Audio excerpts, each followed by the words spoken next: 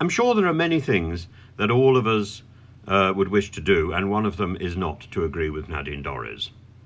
But frankly, she is a voice at speaking out, and she's been speaking out for a few days now against Liz Truss, and I think she's right.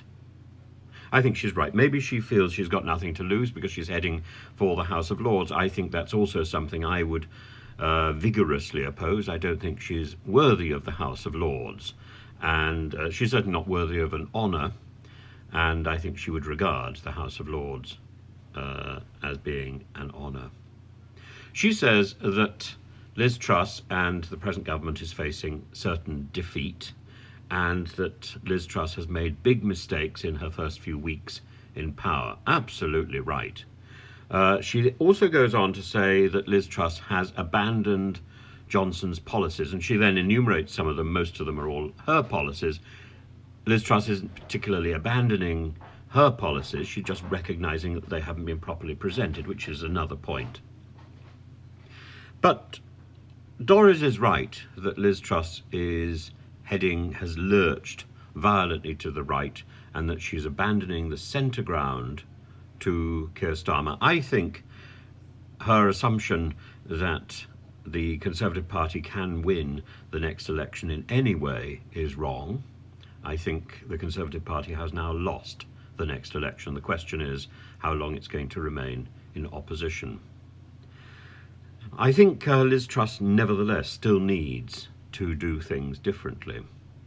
And this attack on, what does she call it, counter-growth, anti-growth consensus. Jake Berry, the leader of the chairman of the party, calls it the cosy consensus. So nobody's really sure what it's called. It's a paper tiger that is so vacuous that nobody can really define it or remember it. It was there to try and fill up the speech and draw attention away from Liz Truss's failures.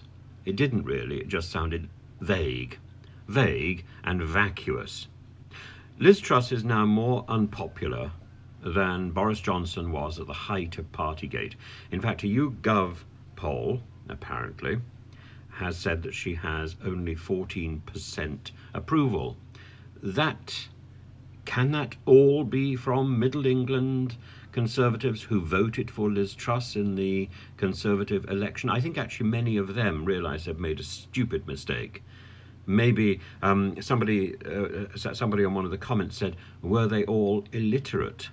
No, I just think they didn't have, Conservative voters didn't have much of a choice between one limp candidate and another. Somebody else has suggested that they didn't vote for Rishi Sunak because it was racism, because they didn't want a Hindu Prime Minister. Well, I think that's probably a little bit rich, and I hope that would never be the case. But who knows? Who knows? Those two questions, illiterate or racist, certainly are circulating.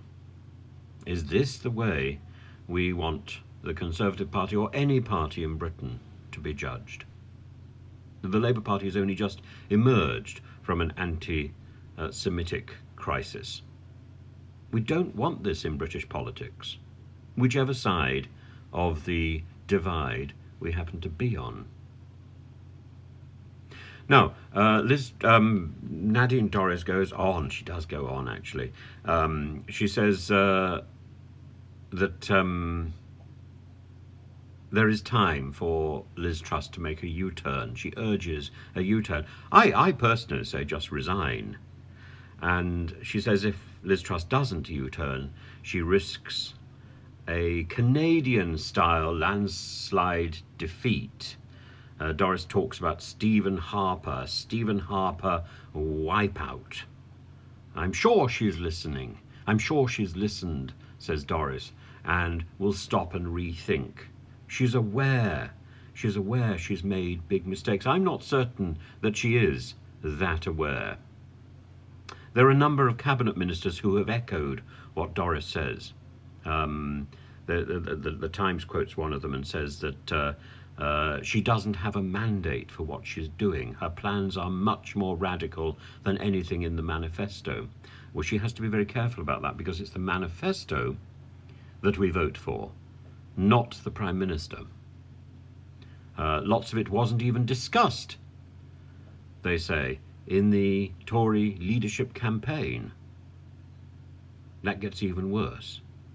She didn't win the support of the majority of Conservative MPs, and many of those backing her did so because they didn't want Rishi Sunak. That is it, between a rock and a hard place.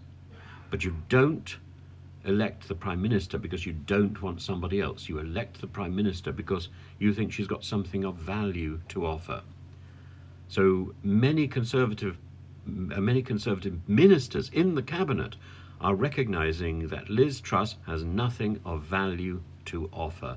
Now, at this stage, 3 weeks into her tenure, that is a shocking thing to read on the pages of the Times. That is shocking to read. And it's even perhaps more shocking that the whole thing is headlined by Nadine Dorries.